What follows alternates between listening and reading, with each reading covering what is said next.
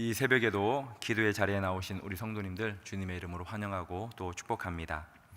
요나서 말씀은 우리 성도님들도 너무나도 잘 알고 있는 말씀이죠. 1장에서는 하나님께서 요나 선지자를 부르셔서 니느웨 성에 가서 하나님께서 명령하신 그 명령을 선포할 것을 전했지만 이 요나는 하나님의 말씀에 불순종하고 니느웨가 아닌 다시스로 도망가다가 그만 풍랑에 의해 바닷속에 빠집니다. 그때 하나님께서는 큰 물고기를 예비하셨다가 그 물고기를 통해서 요나를 삼킨 후에 그 뱃속에서 요나를 교훈합니다. 그리고 2장 10절에 보면 여호와께서 그 물고기에게 말씀하시매 요나를 육지에 토하니라 라는 그 말씀을 통해서 요나가 이제 다시 육지로 나오게 됩니다. 그리고 얼마의 기간이 흘렀는지는 정확히 알 수 없지만 어느 정도의 시간이 흐른 후에 하나님께서는 다시 요나를 부르셔서 니느웨 성에 하나님께서 원하는 그 메시지를 선포하라고 다시 요나를 부릅니다. 바로 그 말씀이 오늘 읽었던 3장의 말씀입니다. 이 3장 서두를 보면은 1장 서두와 거의 비슷합니다. 별로 차이점이 없습니다. 그렇지만 큰 차이점을 찾을 수 있는데요. 그 차이점은 뭐냐면 요나 선지자가 첫 번째 하나님의 그 명령에서는 도망갔지만 두 번째 하나님의 그 부르심, 그 사명 앞에서는 도망가지 않았다는 겁니다. 하나님께서 말씀하신 대로 니느웨로 가게 됩니다. 3장 1절에 보면은 두 번째라는 이 말은 어떤 말을 의미하느냐? 바로 하나님께서 니느웨 사람들에게 메시지를 전하기 위한 다른 메신저가 아닌 하나님께서는 요나를 사용하려는 그 하나님의 강한 의지가 여기에 담겨 있다라고도 볼 수 있습니다. 이 니느웨는 어떤 성입니까? 하나님 앞에 큰 성이다라고 그렇게 성경 기자는 기록하고 있습니다. 실제 이 성을 둘러보는 데는 3일길이다라고 그렇게 기록하고 있지만 성을 둘러보는 데 걸리는 시간이 3일이라는 이 의미보다도 대부분의 학자들은 이 사흘길이라는 이 표현에 대해서 어떻게 해석하냐면 그 니느웨 성에 살고 있는 그 사람들을 찾아다니면서 이렇게 모인 곳마다 그곳을 방문하여 하나님의 말씀을 선포하는데 걸리는 시간이 대략 3일 정도 된다라고 그렇게 해석합니다. 아무튼 이 니느웨 성은 결코 작은 성이 아니라는 거죠. 큰 성읍, 이 성읍은 하나님께서 그곳의 많은 사람들에게 긍휼을 입혀야만 하는 그러한 성읍이고 또 하나님께서 매우 중요하게 여기는 성읍이다라고도 볼 수 있습니다. 그래서 이 성을 큰 성읍이다라고 그렇게 표현하고 있는 것이죠. 이 요나 선지자가 니느웨에 가서 뭐라고 선포합니까? 40일이 지나면 니느웨가 무너질 것이다 라고 그렇게 선포합니다. 매우 짧은 그러한 메시지죠. 그 어떠한 선지자보다도 가장 적게 하나님의 말씀을 선포한 그 선지자가 이 요나서의 이 요나입니다. 그런데 이 요나 선지자가 40일이 지나면 니느웨가 어떻게 되겠다라고 말하냐면 무너질 것이다 라고 그렇게 말합니다. 여기에서 무너진다라는 이 표현은 뒤집어진다, 물체를 돌리거나 뒤집는다라는 그러한 의미를 가지고 있습니다. 예를 들면 그릇에 밥이 담겨져 있습니다. 그리고 또 국이 담겨져 있습니다. 우리는 그것을 밥그릇이라고도 하고 국그릇이라고도 하죠.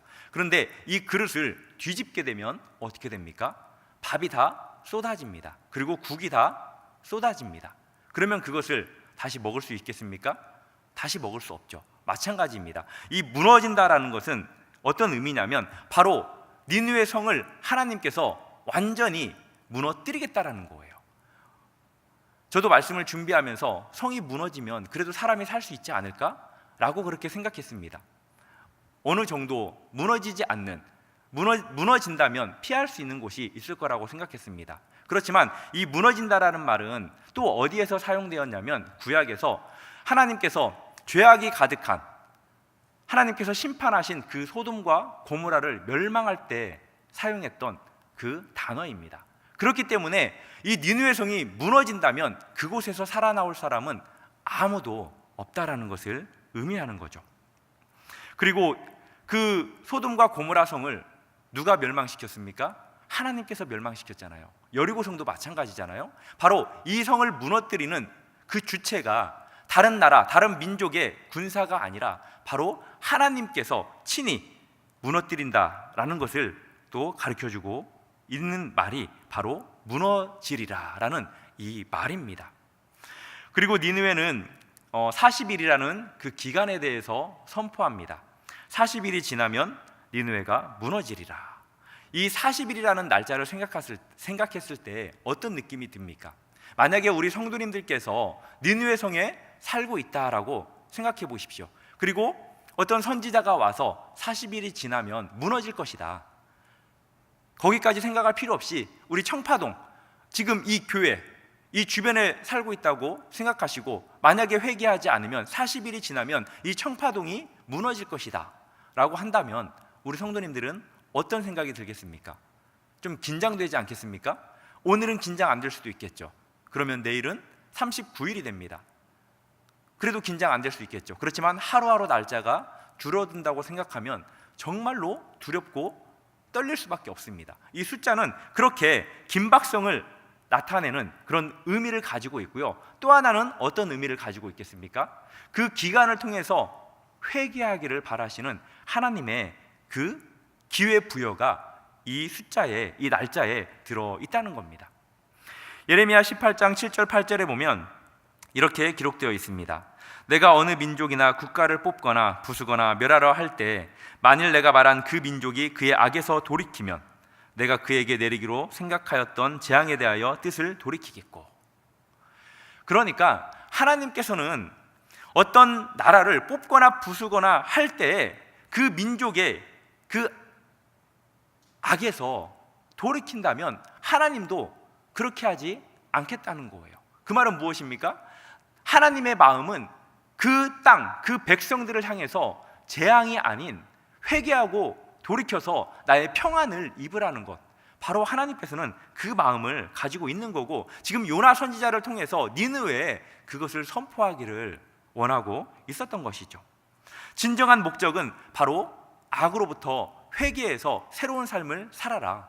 그리고 내가 하나님됨을 너희들이 알아야 한다라는 것을 알려주기 위해서 하나님은 요나 선지자를 다시 보내서 짧은 메시지를 선포하게 하는 것입니다. 40일이 지나면 무너진다. 이 말은 그 다음에 어떤 말이 따라왔으면 더 어울렸을 것 같다라는 생각을 했습니다. 40일이 지나면 무너질 것이다. 회개하지 않는다면. 그런데 회개하지 않는다는 그런 말은 없습니다. 그럼에도 불구하고 40일이 지나면 무너진다라는 이 말을 들었던 니느웨 백성들은 어떻게 합니까? 회개하고 돌이킵니다. 저도 참 복음을 전할 때마다 많이 고민하고 갈등하는 게, 내가 메시지를 제대로 전하는 게 맞는가? 이 메시지를 통해서 과연 회개하고 돌이키는 사람들이 있는가라는 그런 생각을 할 때가 많이 있고, 이 강단에서 내려갈 때는 저도 쥐구멍에 숨고 싶고 항상 하나님 앞에 회개의 기도를 저절로 하게 되는 내 모습을 보게 됩니다.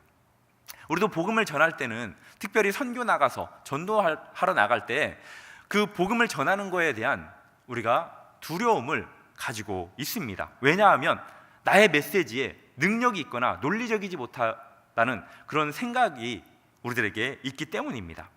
그러나 복음의 메시지는 길거나 유창할 필요도 있겠지만 이 말씀을 통해서 우리가 알 수 있는 것은 그렇지만도 않다라는 겁니다. 만일 어떤 한 말을 했다고 했을 때, 어떤 문장의 말을 던졌을 때 그것이 그 사람의 심령에 꽂힌다면 그 한 단어를 통해서도, 한 문장을 통해서도 그 사람을 하나님께서는 구원받게 할 수 있다라는 겁니다. 중요한 것은 뭐냐?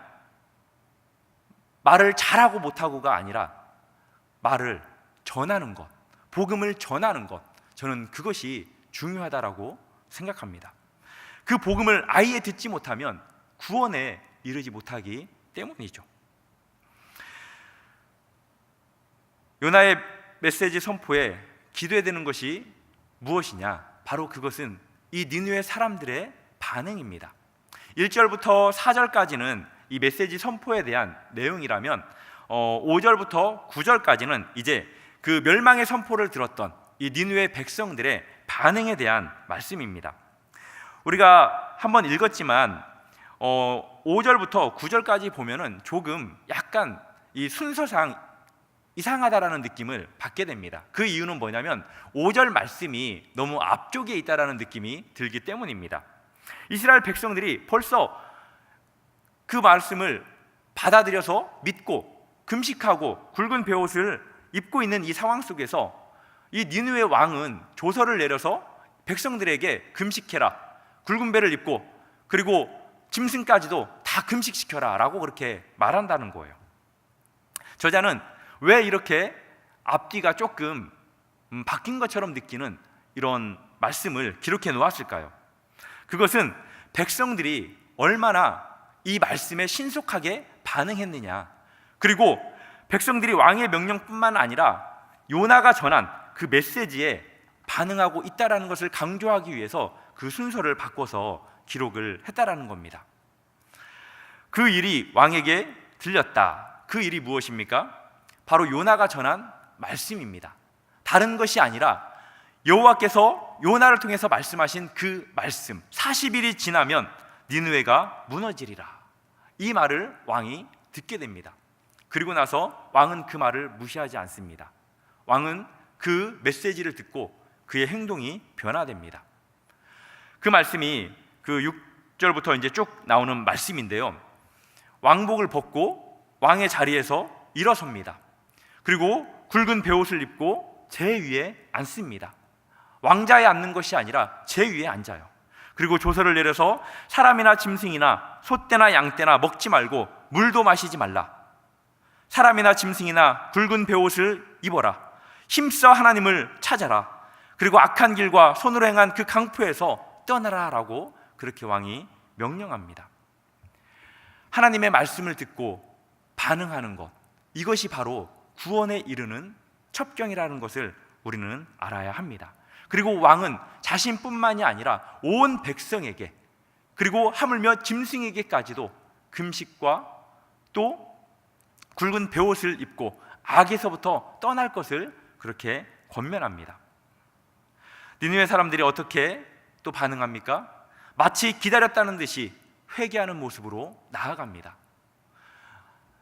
하나님께서는 그렇게 찾는, 구원하기를 원하는, 잃어버렸던 영혼을 다시 찾기를 바라는 그런 모습을 우리는 이 말씀을 통해서 발견할 수 있습니다. 요나 선지자가 선포하자마자 하루밖에 전하지 않았음에도 불구하고 그 말이 왕에게 들리고 또 왕은 조서를 내려서 온 백성에게 알려서 모두 다 금식하고 회개하고 돌이켜라 라고 그렇게 명령함으로 온 백성이 그렇게 순종하는 것을 보게 됩니다. 하나님께서 먼저 찾아가셔서 먼저 마음을 녹이시고 하나님께서 일하시는 것을 보게 되는 거죠. 우리가 또 전도를 나가거나 선교를 나가면 이런 경우를 참 많이 접하게 됩니다. 누구를 만날지 우리가 어떻게 알 수 있습니까? 누가 구원받을지 우리가 어떻게 알 수 있습니까? 그렇지만 우리가 만나는 사람에게 복음을 전했을 때 준비된 영혼들은 그 말씀을 받아들이고 눈물을 흘리면서 내가 죄인입니다, 내가 주님을 믿겠습니다, 이제부터 신앙생활, 교회생활 하겠습니다 라는 그러한 간증들을 우리가 볼 때가 참 많이 있습니다. 이 니느웨 백성들은 요나 선지자가 말한 그 말씀을 어떻게 했느냐? 믿었다라고 그렇게 말하고 있습니다. 믿었다라는 이 말은 의심하지 않고 확고하게 믿는 행위죠. 그들이 어떻게 하나님에 대해서 알았겠습니까? 하나님에 대해서 잘 알지 못했던 사람들이었을 거라고 생각합니다. 그럼에도 불구하고 그들은 요나 선지자가 전했던 그 말씀을 믿게 되었다라는 거예요.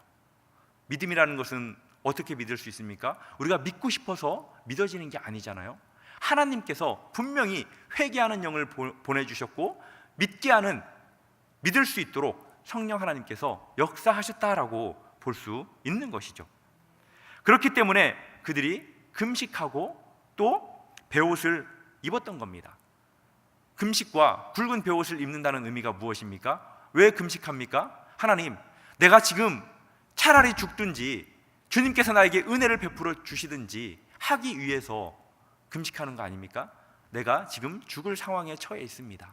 지금 내가 초상 치르기 직전입니다 라는 그런 의미를 담고 있는 게 바로 금식과 굵은 베옷입니다. 하나님의 은혜만을 구하겠다라는 그런 표현인 것이죠. 이 믿음은 바로 아브라함에게 사용되었던 믿음입니다. 창세기 15장 6절에 보면 이렇게 기록되어 있습니다. 아브라함이 여호와를 믿으니 여호와께서 이를 그의 의로 여기시고. 어떤 내용인지 아시죠? 하나님께서 나는 큰 방패고 상급이다. 하나님, 그게 무슨 소리입니까? 나에게 무엇을 주시려고 합니까?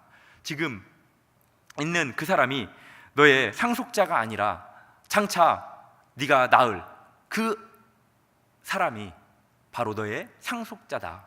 나를 따라와라. 하늘의 무뼈를 봐라. 셀 수 있나 봐라. 그만큼 너의 자손들이 많아질 것이다 라는 그 하나님의 말씀에 아브라함이 믿었어요. 그랬더니 하나님이 그 믿음을 보시고 의로 여겨 주셨습니다. 바로 그 믿음이 이 니느웨 백성들이 믿었던 그 믿음과 똑같은 것입니다. 이 왕은 백성들에게 그렇게 말하죠. 금식해라. 그리고 굵은 베옷을 입어라. 그렇게 하면 우리가 멸망하지 않게 하시리라. 그렇지 않을 줄을 누가 알겠느냐. 이 누가 알겠느냐라는 이 말은 이 왕이 담고 있는 소망입니다. 하나님께서 그렇게 해주시기를 바라는 소망이라는 거죠.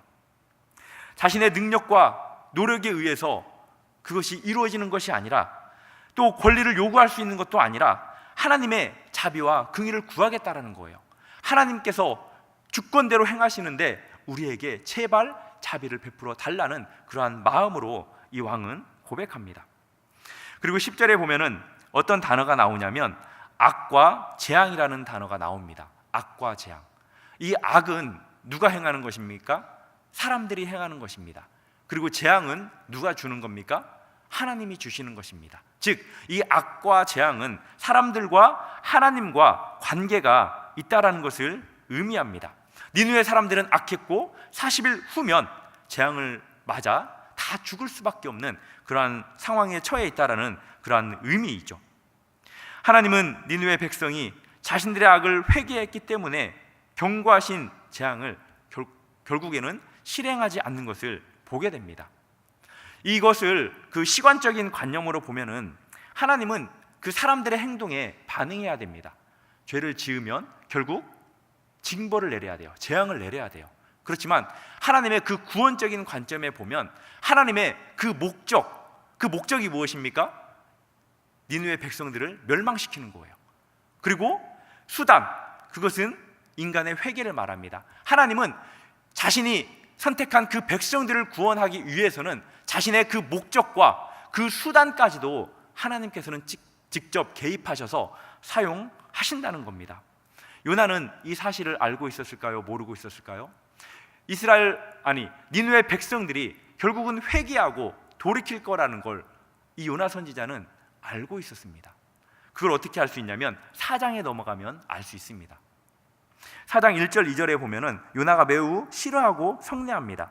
여호와께 기도하여 이르되 여호와여, 내가 고국에 있을 때에 이러하겠다고 말씀하지 아니하셨나이까. 요나 선지자는 다 알고 있었어요. 그렇지만 니느웨 왕은 그 조건이 포함되어 있는지를 몰랐던 거죠. 그럼에도 불구하고 하나님의 은혜를 구하면서 회개하는 모습을 보게 됩니다. 회개하면 우리 하나님께서는 다 용서하십니다.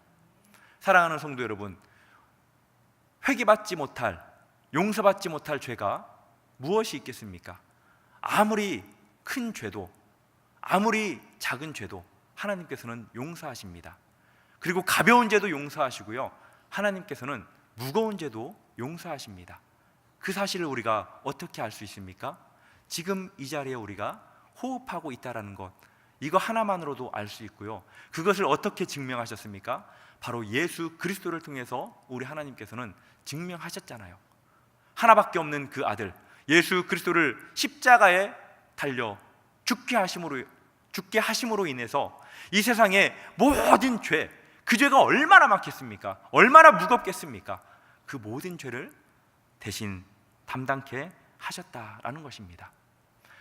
오늘 하루 어떠한 삶을 살기를 원하시는지 모르겠지만 하나님께서는 우리에게 그렇게 큰 은혜와 사랑을 베풀어 주셨습니다. 그 사실을 기억하시면서 우리의 죄를 고백하시고 용서함 받고 주님이 주시는 그 자유와 평안을 누리시기를 바라고, 또 그 자유와 평안을 누려야 되는 사람들이 있습니다. 하나님께서는 우리로 하여금 그들을 찾아가라고 말씀하십니다. 우리가 있는 그곳이 바로 우리가 요나처럼 복음을 전해야 할 장소이고, 또 제주와 영동과 또 세계 열방에 이르기까지 우리는 계속해서 복음을 전하는 그 사명자의 삶을 순종하며 살아야 할 것입니다. 오늘 하루도 주님 안에서 주님과 함께 승리하는 삶을 살아가는 저와 우리 성도님들 되기를 주님의 이름으로 축복합니다. 다 함께 말씀을 생각하시면서 기도하시고, 또 각자 가지고 나오신 그 기도의 제목들 하나님 앞에 아뢰고 자유롭게 오늘 하루를 살아가도록 하겠습니다. 함께 기도하겠습니다.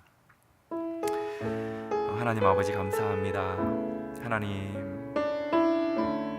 하나님께서는 니느웨 백성들을 구원하시기 위해서 요나 선지자를 아버지 그렇게 다시 부르셔서 소명자로 사명자로 쓰셨습니다.